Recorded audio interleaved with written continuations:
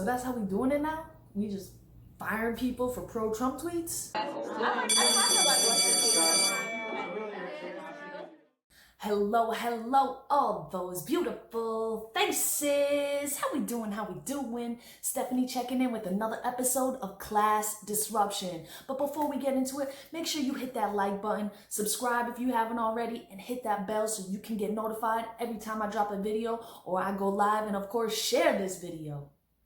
But let's get into it. So, man, I always had a feeling that this time was gonna come, but my optimistic nature just would not allow me to accept it. And let me just get my biases out of the way. I said this in another video, I'm no Biden supporter, I'm no Trump supporter. In fact, I've never voted in a presidential election for one of the major two-party candidates. I don't believe in this two-party system, this duopoly that's become developed between the Republicans and the Democrats. They enjoy being in power as much as they enjoy being, out of power, because they can still run their fundraising schemes and just point to the finger to the other side. So I do not buy into that. In fact, I'm supporting Unity 2020 is being put together by Eric Weinstein. I'll put the description and link down below. I really suggest you check out the Articles of Unity. It's not supporting any particular candidate. It's supporting ideas and bringing together somebody from the center left, somebody from the center right that can work together as patriots and move this country forward. So that's my own political bias. But another one of my biases, I guess you can say, in the one hand, or what I would call a fundamental American principle that is rooted in liberalism and the Enlightenment movement, is freedom of speech. We've all heard the quote, "I don't agree with what you say, but I'll defend to the death your right to say it." Now, it's been attributed to Voltaire, but I believe it was actually just one of his biographers that was summarizing his views that actually wrote that, not Voltaire himself. But nonetheless, it is from the essence of the ideas of the Enlightenment thinkers. And so I say that to say this.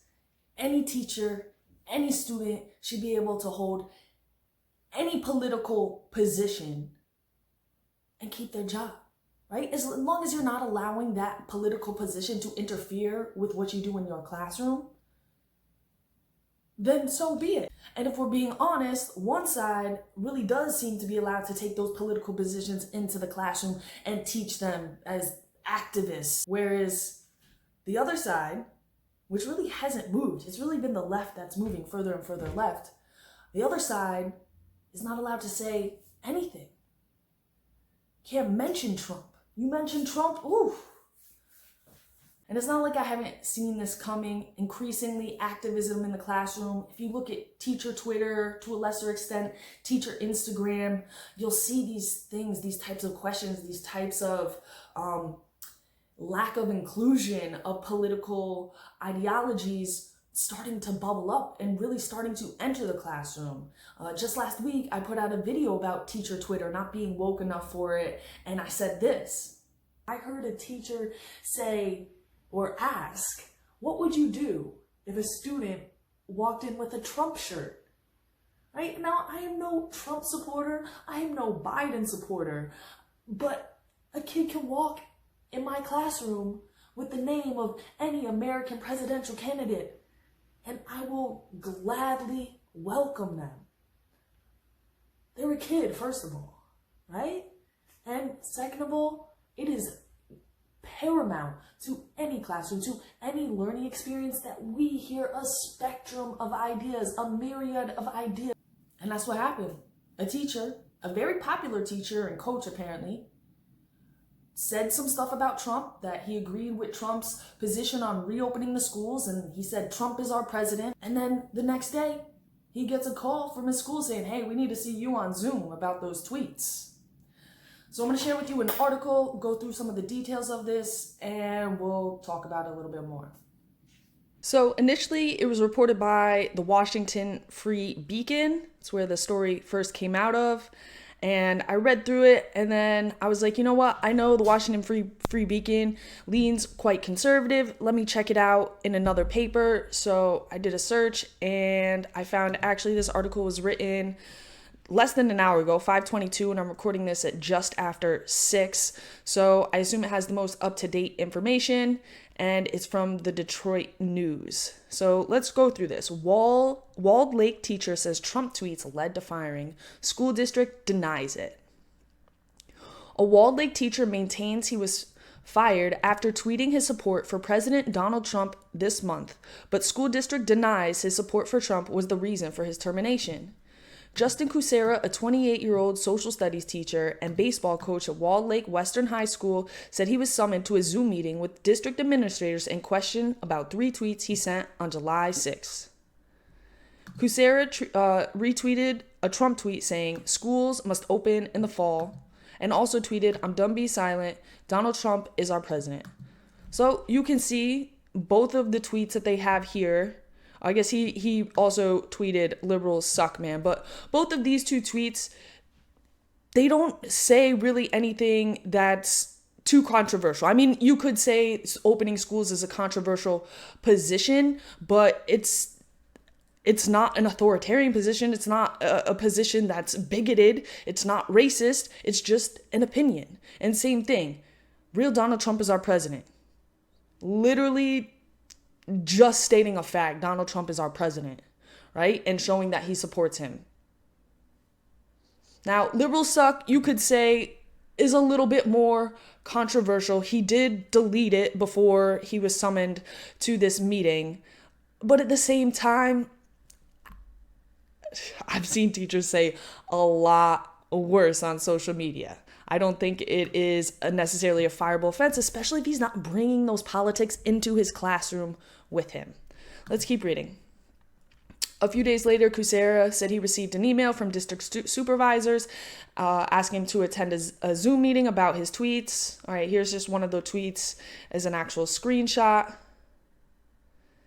So the Zoom meeting included Michael Lawns, Assistant Superintendent of Human Resources for Walled Lake Consolidate Schools, and Bradley Paddock, Executive Manager for Human Resources, as well as 2 union representatives. Well, those union reps didn't do much good, huh? When Kucera asked about the context of the tweets, he said he agreed that schools should reopen in the fall and that he meant his tweet about Trump being president to be unifying. And while this might be somewhat of an after-the-fact justification, if you look at the actual tweet itself, right, he's just saying he's our president. You know, the whole X and the, I guess, not blue is what it's saying. You know, don't at me. I don't know if those are necessarily unifying remarks, but I mean, literally, it's facts. Donald Trump is our president.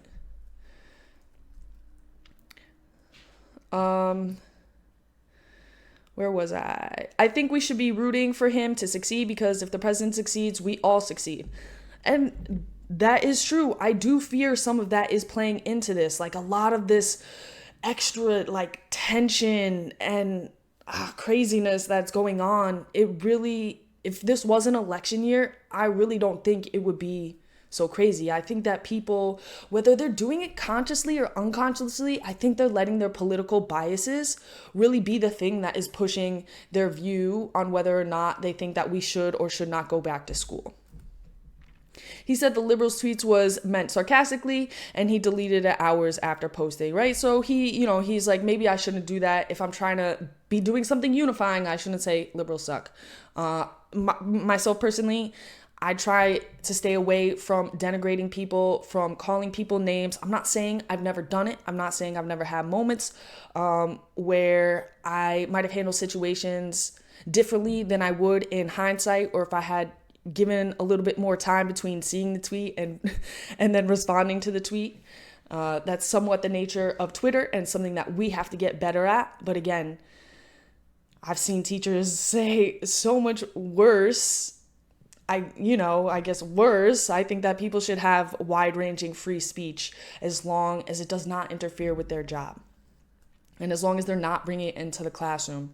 I know for me personally, I like to set up the kids. I try to keep my own. They'll be like, "Miss, what do you think? What do you think?" And I'm like, it doesn't matter what I think. Here are the best arguments for both sides. Let's talk this out. And maybe afterwards I'll give you my opinion, but I want you to come to your own conclusion first. So the teacher was pulled into a second Zoom meeting on Monday and told he could resign or be fired. When Kucera said he wouldn't resign, he was told his last day was July 17th. And you know what? Good for him. Don't resign. Let them fire you. Let them take that responsibility. Because if you resign, then there could, then you gave it up and you're like, oh, okay, cool. But when you were fired, I really do think that there probably could be some sort of legal action. The Oakland County School District denied Kucera's story, saying no disciplinary action was taken as a result of any support of Trump. But the district denied more specific comment, citing confidentiality surrounding personnel matters. I call BS on this. The school district believes in critical thinking, positive discourse, and civil, respectful community decisions, said Judy Evola, Director of Community Relations for Walled Lake Schools. These are difficult times in our community and across our country, Evola said. When issues arise, there is a temptation to view items through the lens of our fractured political discourse. Walled Lake encourages students and staff members to engage with each other with mutual respect and civility. And maybe that's where they got him. Maybe they're like, the liberals suck thing is not mutual respect and civility. But, he retracted the tweet. I think that we should give people room. We should give people the benefit of the doubt. And we also need to take into consideration their greater impact on the school and on the community. He was apparently a wildly popular teacher and a coach. So I know in this article right here in the Beacon, it talked about how a student said they were going to have to find like their new favorite teacher somewhere in here. So you can, it was right there, I see. Boom. One student said she would have to find a new favorite teacher.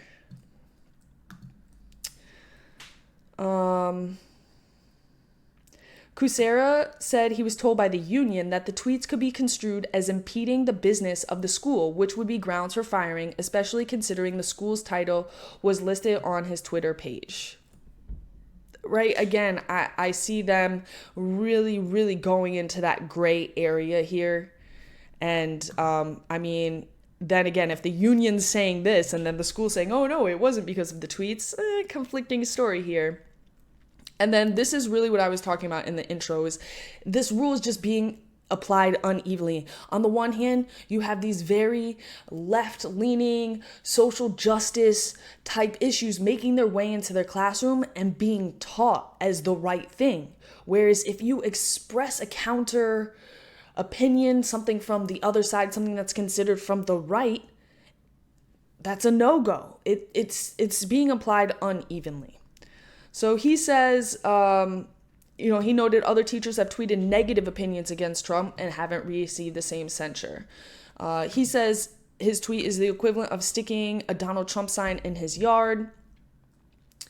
And then down here, it just talks more. So somebody from the Michigan Republican Party called this story incredibly disturbing if true. No public employee should have to fear their job because of their political beliefs. And this really is becoming more and more of an issue, not just in our schools, but in workplaces around the country. People who are not towing the narrative about Black Lives Matter, about getting Donald Trump out of the office, are automatically put in this box of they must be bigoted, they must be racist, they must be authoritarian, right? And it's scary. It is scary. And then somebody from the Republican National Committee said, hey, reach out to me. This is a double standard. And we need to do something about it. And then she said, while liberal teachers in the school district went unpunished, a teacher was fired for expressing his support for Donald Trump. And it really is scary to think that you could be punished. You could lose your job because of a political position that you hold. And we need to push back, whether you agree with the political position or not. We need to push back. Freedom of speech is paramount for a quality education, no matter what. I really give it up for this guy. He is a true patriot. Not because he supports Donald Trump. Like I said, I don't personally support Donald Trump, and I do not plan to vote for him in the fall. But he is a patriot because he stood up for what he believed in. He wouldn't back down when they threatened him, and they didn't just let him resign and walk away and not be implicated in this. He made them fire him, and more power to him. I'm gonna reach out to him. In fact, I'm gonna see if I could get him on here. I'm gonna see what we can do to support him. Again, not because I agree with his political position, but because I believe with the fundamental values on which that political position is held. And as an educator, particularly as a social studies teacher, I believe it is my first responsibility to make sure that my kids understand and appreciate and know the story of these American values. Of course, that story is going to be a nuanced story that includes both the aspirations of the American Revolution, of the American dream, but the not so nice side of it as well. The slavery, the failing to live up to those values, and the constant cycle that we are going through to try to create that ever more perfect union. It has to be a mixed story, but it also has to realize the value of these fundamental beliefs of life, liberty, property, freedom of speech. Man, I could just go on and on. Stories like this, they just get under my skin and they make me want to pull my hair out and just go on a long rant. But there is work to be done. We got who knows what's coming up for this school year. We got to get prepared for that. I got a couple other meetings going on tonight. Lots of big things coming, so stay in tune. Make sure you hit that like button. Make sure you subscribe and hit that bell if you haven't already so you can get notified every time I drop a video and go live. And of course, share this video. That is the most important thing that you can do so we can spread this message so that we can cause that disruption of the education system worldwide. That's what it's all about. Teacher power. Let's go. Stay foolish, y'all.